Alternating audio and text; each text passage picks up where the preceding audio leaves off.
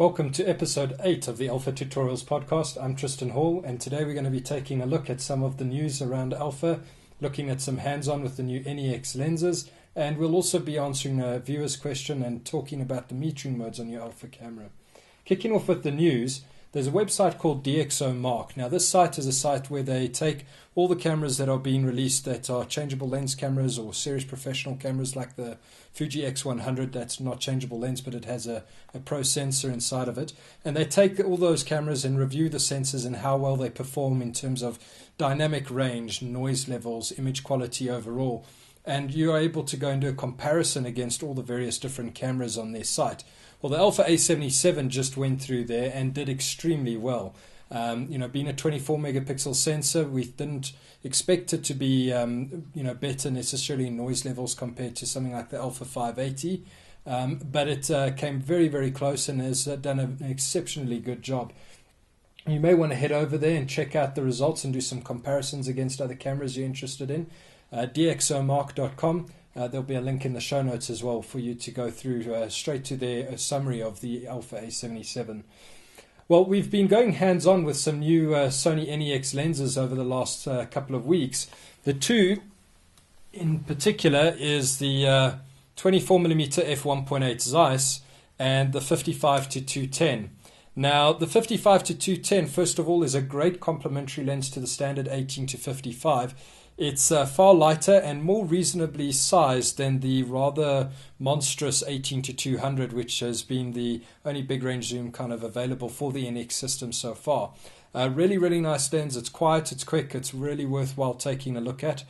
But my favorite has to be the Zeiss 24mm f1.8. When this lens becomes available, this will be instantly my standard lens for the NEX range. It's incredibly sharp, quick on the autofocus. The 1.8 aperture is beautiful to use in low light conditions, and it has a very nice bokeh or bokeh, or however you want to pronounce it. Basically, the word refers to the out of focus area in your photograph that's blurred in depth by the depth of field.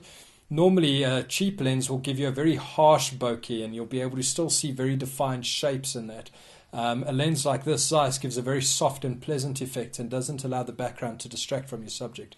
So really great lens. Full reviews are coming on those soon. Be sure to check out the website to see what we think of those and get some more pictures and samples of them. Now, on our last episode, we spoke about how your light meter works and the fact that it tries to measure light as 18% reflectance, how much light is bouncing off your subject to get to correct exposure. Now, your camera has 3 light metering modes that it can use. Most of the Alphas have these 3 modes, and a lot of other SLRs have them as well. And the way that they measure light is very, very different, and it helps to understand the way the camera's thinking so you can get the best exposure from your camera.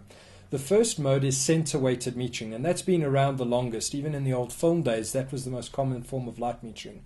What the camera does is it focuses the priority of the exposure in the center of the frame. 60 to 80% of the exposure, depending on the camera, will come from the center of the viewfinder. Now, there is a problem with that, and that largely comes in when you are taking a photograph where your subject's not in the center, which is usually most of the time if you think about the rule of thirds. So it had a big weakness in that regard. What you could do is switch over to partial or spot metering. Now, there what happens is the camera will use just a center few degrees, 1 to 5 degrees of the image. And it's normally outlined by a very faint circle in the middle of the viewfinder. And you can use that to meter on a specific point. The rest of the scene is ignored by the camera. That's a great way to be able to meter a very specific point. Say, for example, a fish eagle, you can meter for the brown of his wing and not have the white or the blue sky impact on the way the exposure is working.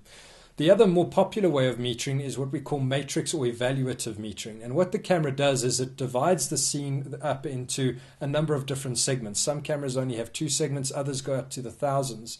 And it meters every individual segment to give you a meter reading for that segment and works out an average out of all of them.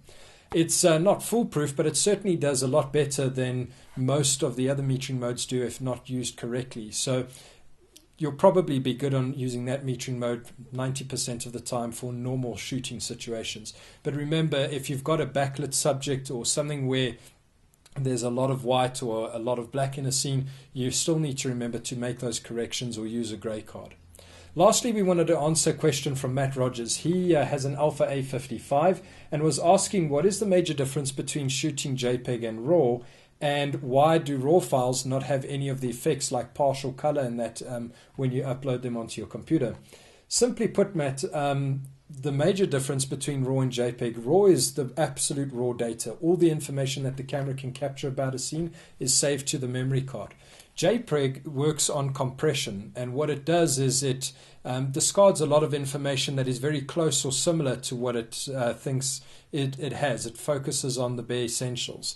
And so it discards a lot of information, and when it saves it and compresses the file, it'll store the settings like your partial color, your white balance, and dynamic range settings to provide the best JPEG quality straight out of the camera.